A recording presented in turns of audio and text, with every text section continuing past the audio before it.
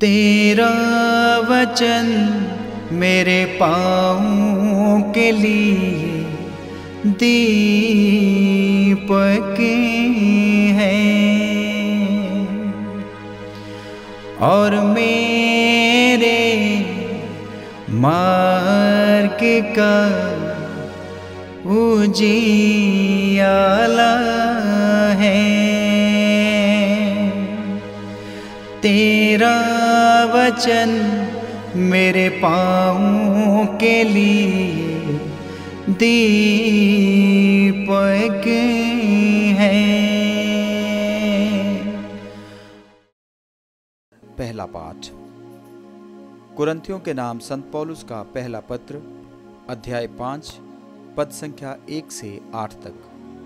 आप पुराना खमीर निकालकर शुद्ध हो जाइए, क्योंकि हमारा पास्का का मेमना अर्थात मसीह बलि चढ़ाए जा चुके हैं। आप लोगों के बीच हो रहे व्यभिचार की चर्चा चारों ओर फैल गई है। ऐसा व्यभिचार जो गैर यहूदियों में भी नहीं होता। किसी ने अपने पिता की पत्नी को रख लिया है, तब भी आप घमंड में फूले हुए हैं। आपको शोक मनाना और जिसने ये काम किया है उसका बहिष्कार करना चाहिए था। मैं तो शरीर से अनुपस्थित होते हुए भी आत्मा से आप लोगों के बीच हूँ। जिसने ये काम किया है मैं उसका न्याय कर चुका हूँ, मानो मैं वास्तव में वहाँ उपस्थित हूँ। और मेरा निर्णय यह है, प्रभु यीशु के नाम पर हम अर्थात आप लोग और मैं आत्मा से एकत्र हो जाएंगे और अपने प्रभु यीशु के अधिकार से उस व्यक्ति को शैतान के हवाले कर देंगे, जिससे उसके शरीर का विनाश हो, किंतु प्रभु के दिन उसकी आत्मा का उद्धार हो। आप लोगों का आत्मसंतोष आपको शोभा नहीं देता। क्या आप ये नहीं जानते कि थोड़ा सा खमीर सारे सने हुए आटे को खमीरा कर देता है? आप पुराना खमीर निकालकर शुद्ध हो जाइए, जिससे आप नया सना हुआ आटा बन जाएं।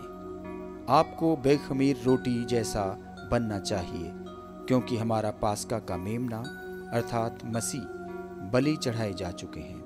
इसलिए हमें न तो पुराने खमीर से और न बुराई और दुष्टता के खमीर से, बल्कि शुद्धता और सच्चाई की बेखमीर रोटी से पर्व मनाना चाहिए।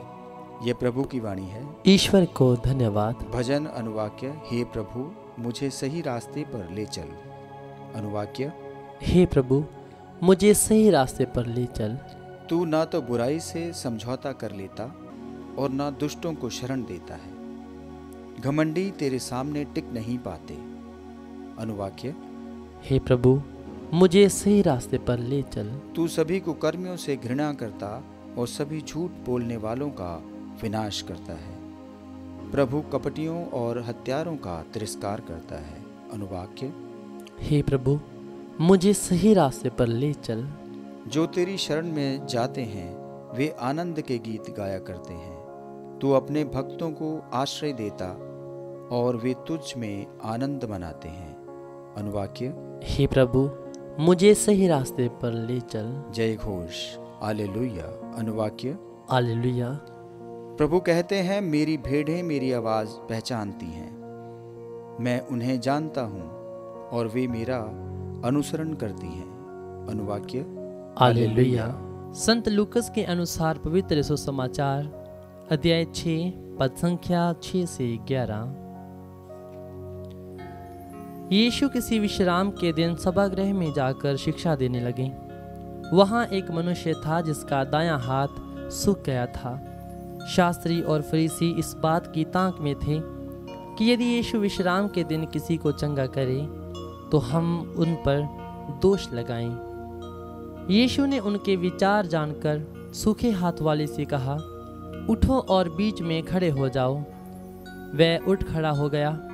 यीशु ने उनसे कहा, मैं तुमसे पूछता हूँ, विश्राम के दिन भलाई करना उचित है या बुराई, जान बचाना, जान नष्ट करना?